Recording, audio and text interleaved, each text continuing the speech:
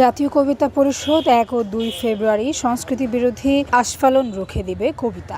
জাতীয় কবিতা উৎসব ২০২৬ উপলক্ষে সংবাদ সম্মেলনে বক্তব্য রাখেন মোহন রায়হান। ৪ ডিসেম্বর রোজ রোববার সকাল ১১টায় জহুর হোসেন মিলনায়তন, জাতীয় প্রেসক্লাব, ঢাকায় এই সভা অনুষ্ঠিত হয়। মোহন রায়হান জানান, আপনারা জানেন ৮০-র দশকের সামরিক স্বৈরাচার বিরোধী আন্দোলনের অগ্নিগর্ভ সময় থেকেই জাতীয় কবিতা পরিষদের জন্ম। সেই ১৯৮৭ সালের ১ ও ২ ফেব্রুয়ারি এশীয় কবিতা উৎসব। এই উৎসব শুধু কবিতা পাঠের মঞ্চ নয়, এটি বাঙালির ভাষা, সংস্কৃতির ভাষা, অসাম্প্রদায়িক চেতনার এক জীবন্ত সংগ্রাম। ১ ও ২ ফেব্রুয়ারি ২০২৬ আনুষ্ঠানিক হতে যাচ্ছে ৩৮তম জাতীয় কবিতা উৎসব। কবিতার উৎসবে গুণী এই আবৃত্তিকার আরো বলেন, সংস্কৃতি বিরোধী আস্ফালন রুখে দেবে কবিতা।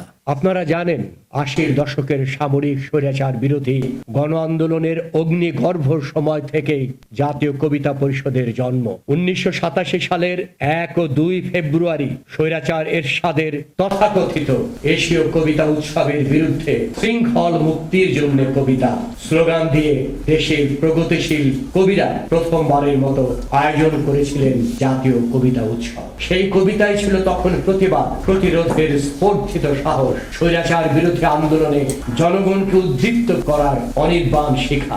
আজ ৪০ বছরের ধারাবাহিকতা সেই প্রতিবাদ পরিণত হয়েছে এক মহিরুহে, একটি সাংস্কৃতিক আন্দোলনে, স্বদেশের দুর্দিনের দুঃসময়ে জনগণের চলে ওঠার দিশা। এ সময় বক্তব্য রাখেন রেজাউদ্দিন স্টালিন, সাধারণ সম্পাদক ও মানব সুরত প্রধান সমন্বয়ক।